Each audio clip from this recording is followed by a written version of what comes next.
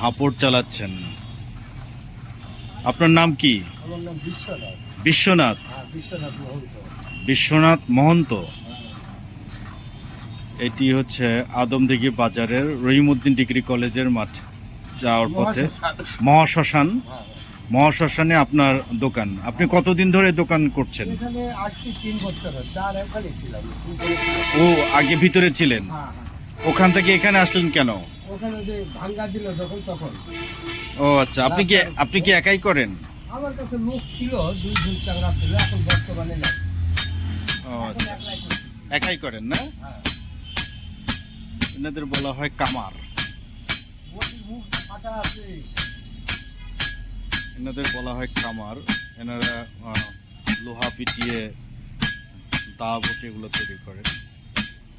আমাদের উপকরণ হচ্ছে কয়লা, কাঠ থেকে যেটা। এটা কি কাঠের কয়লা না মাটির কয়লা? কাঠ কয়লা। এটা কি মাটির কয়লা চলে না? ও আচ্ছা, এই কয়লাগুলি কত করে কেজি কিনেন? বস্তা কত করে বস্তা? আচ্ছা,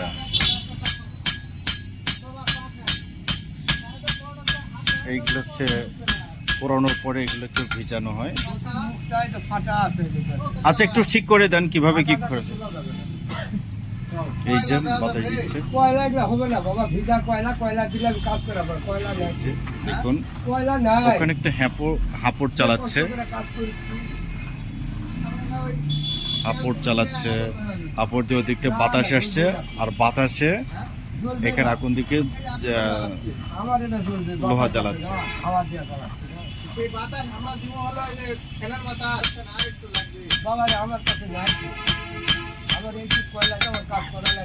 নিপুণ হাতে কাজ করে মহন্ত। এটা আদমদিঘি মহাশ্মশান। এই সেই মহাশ্মশান, এটা স্থাপিত 1393 সন।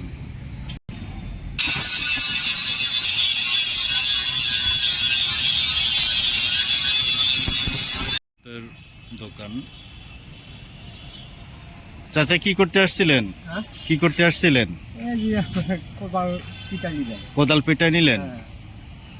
আচ্ছা, এটা কি কাজ করবেন এটা দিয়ে? আলু বান্ধা লাগবে। আলু বান্ধা লাগবে। ও আচ্ছা, এই চাচার কাছে, ওনার কাছে আসেন আপনারা? ওনার কাছে কাজ করতে আসেন না? উনি কেমন কাজ করে? ভালো কাজ করে না? তাই তো, উনি বাজার থেকে বেশ দূরে, তারপরেও ওখানে একটা দোকান আছে, এখানে কাজ করি ভালো। আচ্ছা আচ্ছা আচ্ছা, কয় টাকা দিয়ে কাজ করলেন এটা? 80 টাকা নিল। 80 টাকা? হ্যাঁ, ঠিক আছে। 420 টাকা আর নিতে নিল 100 টাকা। 500 টাকা দাম পড়ে গেল।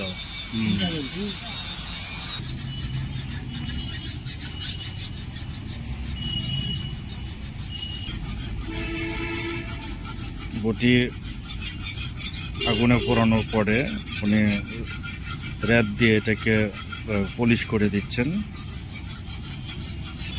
উনি পুরোটা মিক্সড ইলেকট্রিক যন্ত্রপাতি রয়েছে, সাথে ট্রেডিশনাল জিনিসপত্র রয়েছে।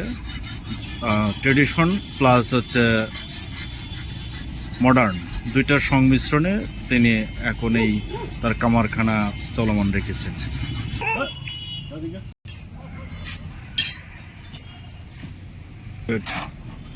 উনি বটির শেষ ফিনিশিং করছেন।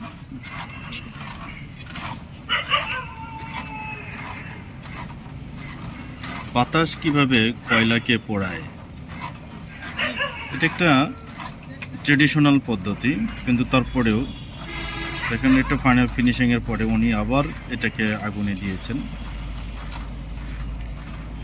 চমৎকার।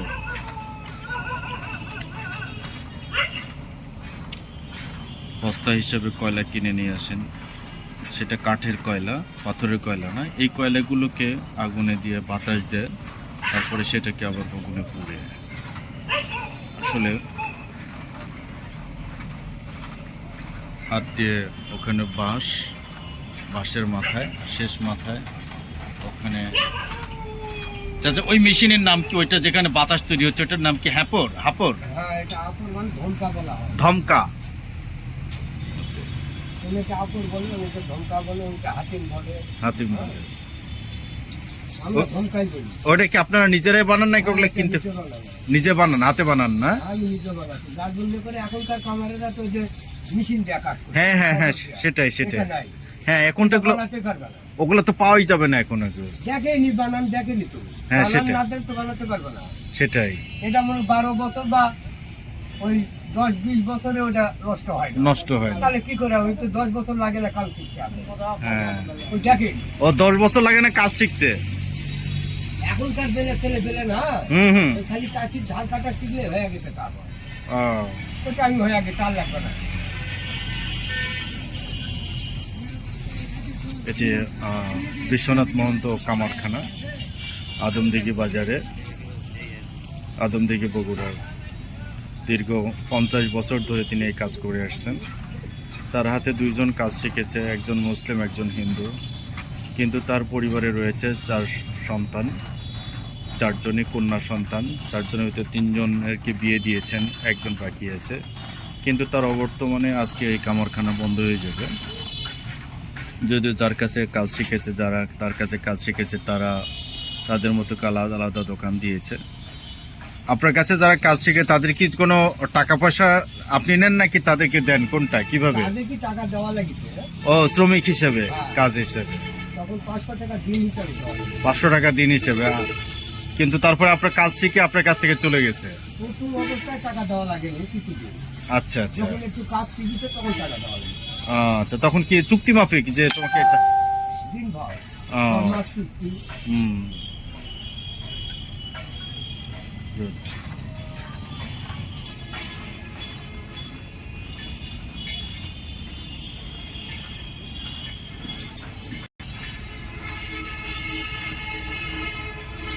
হ্যাঁ, বিলুপ্ত হয়ে যাচ্ছে। এখন আগে যে কোদালটা বানানো হতো, যে কোদাল দেওয়া হ্যাঁ হতো, হ্যাঁ আমরা নিজে বানাতাম। হ্যাঁ, এখন এই যে চায়না কোদালগুলো নামে, আর এই কোদালগুলো চলে না। ওগুলো চায়না কোদাল। হ্যাঁ ও, তার মানে ওটা চায়না থেকে আসছে। হ্যাঁ, চায়না কোদালে কামারেরাই করতে চায়। ও, আচ্ছা আচ্ছা এখন চায়না হয়ে গেছে। আচ্ছা। ওই কোদালের কারণে এখন আর এই বাংলা কোদালগুলো আর চলে না।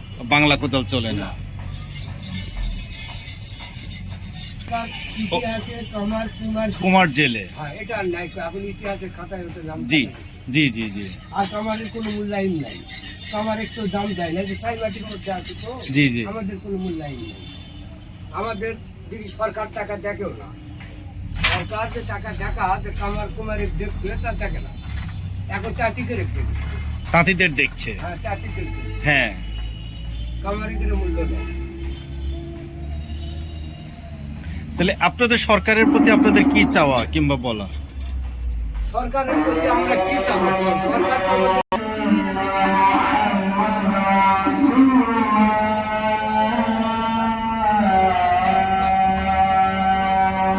আজান পড়েছে, সন্ধ্যা লাগছে, তাই তার দোকানে মোমবাতি জ্বালাচ্ছে, পানি দিয়ে তার যে মোমবাতি জ্বালাচ্ছেন। সংস্কৃতি, ওদের হিন্দু সংস্কৃতিতে ক্যাশ বাক্সের ভিতরে মোমবাতির ধোঁয়া দিচ্ছে, প্রণাম করে নিচ্ছেন।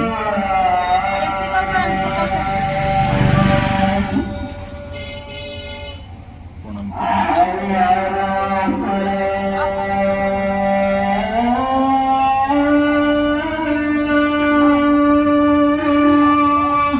প্রণাম করছেন।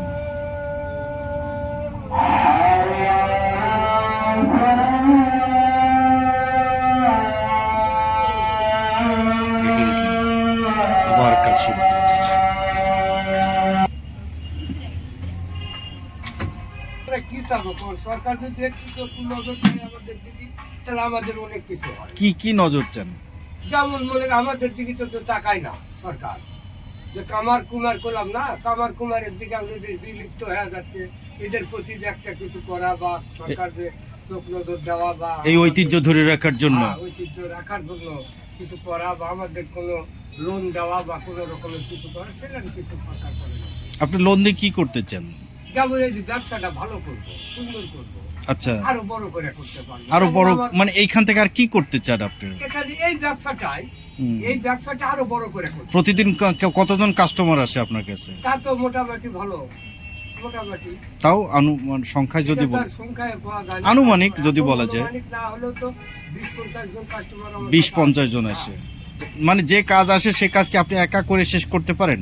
একা তো করা এটা সম্ভব নয়, সম্ভব না। এটা সম্ভব একার কাম না, হুম। এটা 2-3টা লোক লাগে। যেমন কুরবানি সিজনের সময় 3টা লোক স্টিল থাকা লাগে, দিন রাত 24 ঘন্টা কাটতে হয় আচ্ছা, কুরবানির সময় বেশি। কুরবানির সময়। হ্যাঁ। আবার এই যে এখন এই যে ধান কাটার সিজনটা, হুম। এই সিজনটা এখন কোদালের সিজন বা কাঁচির ধান কাটার সিজন, হুম। বিভিন্ন ধরনের কাজ। আমাদের কাজের তো আর শেষ নেই, কাজের শেষ নেই। কর্মকারী কাজ মানে সব রকমের, কুড়াল, দা, হাঁসা, বটি ইত্যাদি কিছু, আচ্ছা।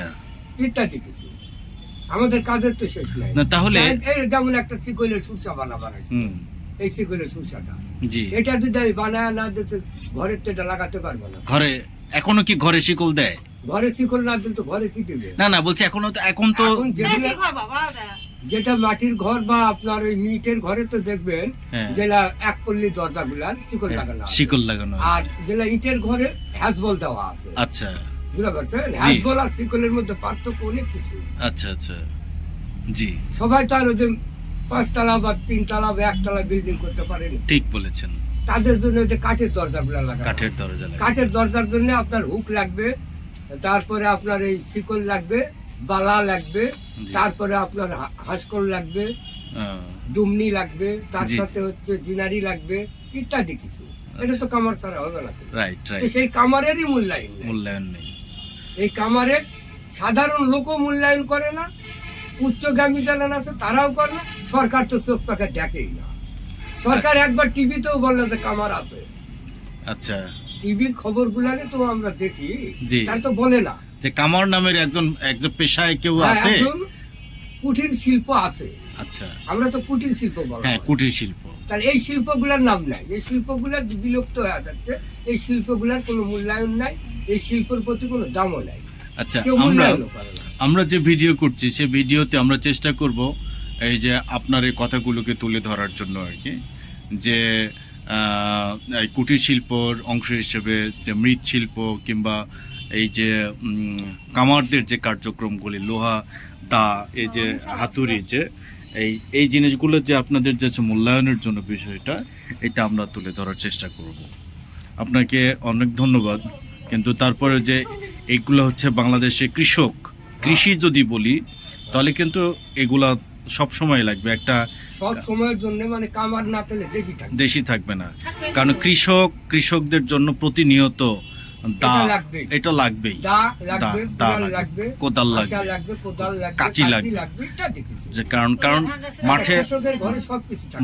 মাঠে যদি ধান থাকে তাহলে সেটা কাটতে কাঁচি হ্যাঁ, লাগবে, কাঁচি লাগবেই। কাঁচি লাগবেই। হ্যাঁ, সেটা গাছ যদি থাকে তাহলে দা লাগবে। দা লাগবে। আবার এই যে জঙ্গল টঙ্গল কাটার জন্য হাঁসা, এই যে বটি না পেলে আপনি কাটবেন কি? হ্যাঁ, সেটাই তো, এইটা তো আসলে লাগবে। তো সেটার জন্য লৌহ শিল্প যদিও আধুনিক অনেক কিছু আসছে, পাশাপাশি এই জায়গাটাকে আরো আধুনিকায়ন করার জন্য হ্যাঁ, আপনার জন্য আমরা কথা বলবো আর কি। যাক, এটা জি। আমার অনুরোধ থাকলে জি। আপনি একটু দয়া করে তুলে ধরবেন, তাহলে আমাদের একটু মূল্যায়ন হবে।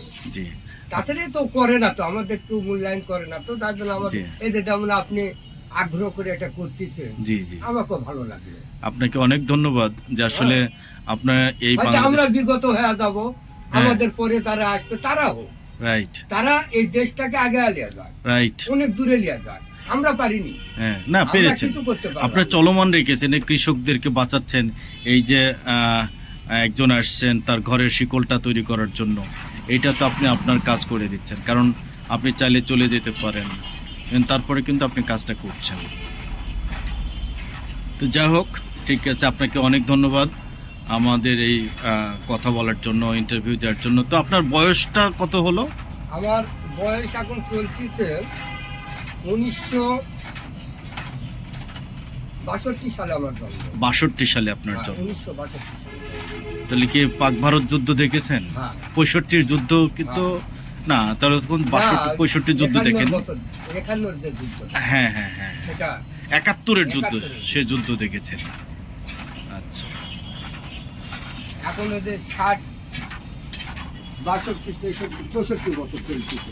হ্যাঁ হ্যাঁ হ্যাঁ, 64 বছর।